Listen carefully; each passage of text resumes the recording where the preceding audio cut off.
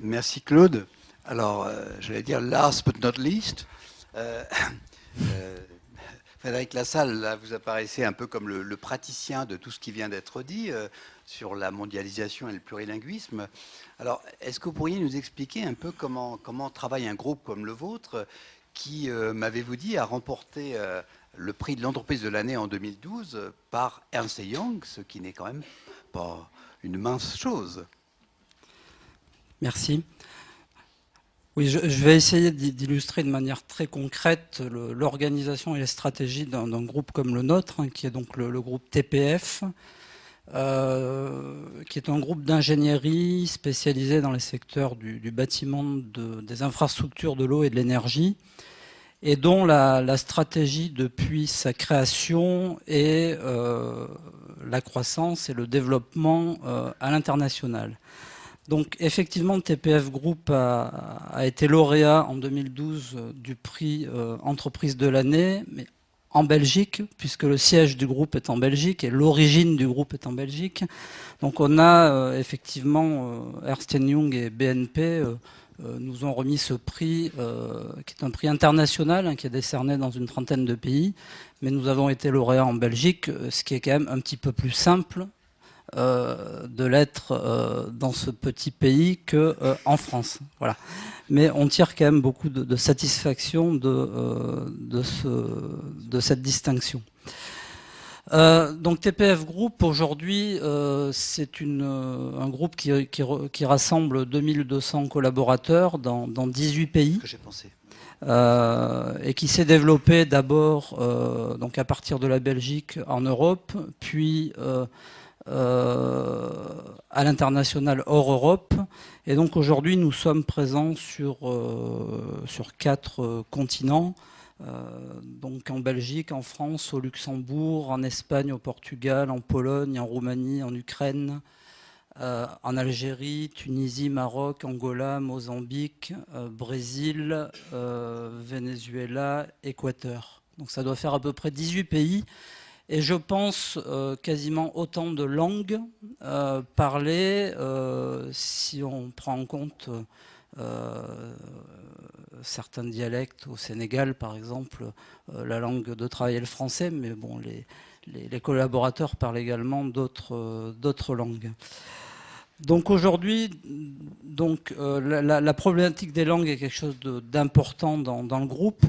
Mais nous avons fait clairement le choix donc du plurilinguisme et du pluriculturalisme.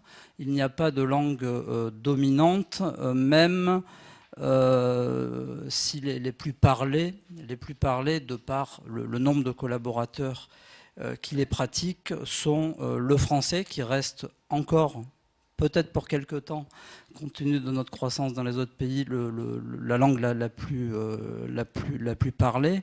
En deuxième position vient l'anglais, mais uniquement du fait que c'est la langue de travail en Inde et que nous avons 500 personnes, 500 collaborateurs en Inde, donc c'est l'unique raison pour laquelle l'anglais vient en deuxième position. Et en troisième position, le portugais, mais qui pourrait très bientôt dépasser toutes les autres, compte tenu de nos positions, non pas uniquement au Portugal, mais au Brésil et dans d'autres pays lusophones comme l'Angola et le Mozambique.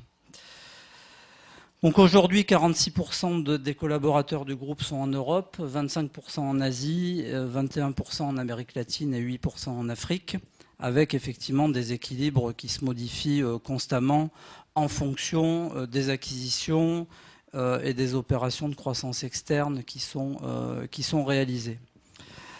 Donc je vous le disais, notre modèle de développement depuis 20 ans maintenant est basé sur la croissance, sur la mondialisation, l'internationalisation, mais contrairement peut-être à certains groupes que Claude Truchot évoquait à demi-mot, nous avons pris le parti du respect de ce plurilinguisme, de la diversité, et par exemple nous n'enverrons jamais un j'allais dire manager, je me reprends un directeur belge ou français, nous n'enverrons jamais un directeur belge ou français prendre la tête et la direction d'un autre pays, que ce soit le Brésil, l'Inde, la Pologne ou le Portugal. Voilà. Nous avons dans tous les pays que j'ai cités des équipes de direction du pays, et c'est un choix effectivement qui au final nous permet de tirer une grande richesse à tous les sens du terme de ce mode de gestion. Donc nous n'imposons pas de langue de travail dans le groupe. Et preuve en est que pour TPF, donc les langues ont une importance à la fois au niveau des échanges que l'on peut avoir en interne entre les différents pays, entre les différents directeurs de filiales de cet ensemble de pays. Nous réunissons par exemple une fois par an tous les directeurs, donc une soixantaine de personnes. Et là aussi, il y a quelques années, il y avait eu une tentative d'imposer les présentations de bilan de la stratégie en anglais. Aujourd'hui, nous avons arrêté cette stupide pratique et chacun s'exprime dans la langue qu'il souhaite, donc dans sa langue maternelle ou en anglais s'il veut. Donc chacun s'exprime dans sa langue et nous avons mis en place donc des traductions simultanées pour que l'ensemble des autres personnes ne pratiquant pas cette langue puissent comprendre. Voilà. Autre intérêt des langues dans le groupe, c'est le développement à l'export. Donc il y a les échanges internes et puis le développement à partir de chaque pays des langues à l'export. Donc par exemple, je dirige l'ensemble des filiales françaises et il y a quelques années, j'ai souhaité qu'on se développe à l'export puisque notre activité n'était que localisée qu'en France.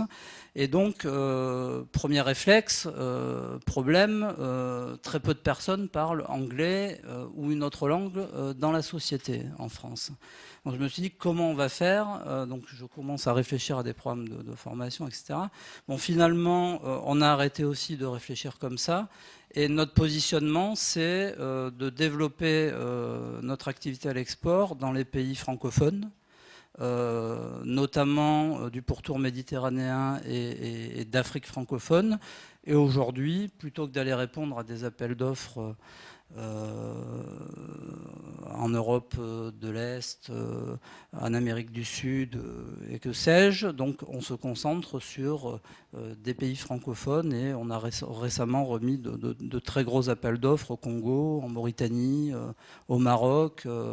Et donc aujourd'hui c'est un positionnement qui nous convient très bien et qui facilite aussi l'intégration de nos équipes et de nos ingénieurs, puisque dans les pays francophones en général, nous utilisons aussi des normes, notamment de construction, puisque c'est notre métier, des normes de construction francophones, contrairement aux pays anglophones où les normes également le sont et où automatiquement ça nous pose beaucoup plus de problèmes pour y travailler. Autre exemple, je vous parlais de la France, mais la filiale portugaise du groupe a subi de plein fouet les différentes crises économiques qui ont touché le Portugal depuis les années 2002-2003, à tel point qu'aujourd'hui, ils ont su parfaitement rebondir. Bon, effectivement, les Portugais ont une longue habitude de l'exploration de nouveaux pays.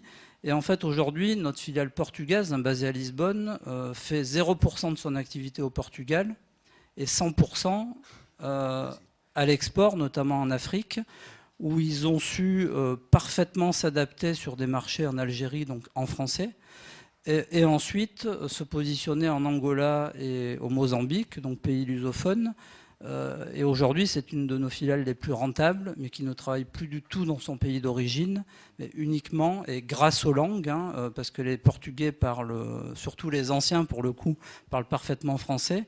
Et donc, ont su également s'exporter grâce à la langue portugaise. Les Brésiliens, donc on a près de 500 personnes au Brésil, ne travaillent qu'au Brésil et dans quelques pays d'Amérique latine, mais ne viennent pas effectivement travailler en Europe ou en Asie. Donc les Indiens ne travaillent qu'en Inde et font quelques excursions, mais pour plus des questions économiques et de prix dans d'autres pays.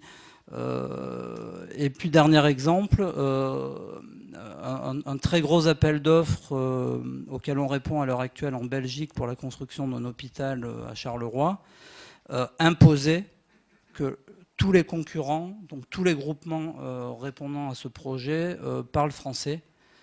Donc ça, c'est une excellente chose en termes effectivement de positionnement pour la langue française. Voilà, j'en termine avec ce dernier exemple. Et effectivement, je pourrais vous apporter d'autres précisions au cours du débat si vous le souhaitez. Merci. Merci beaucoup.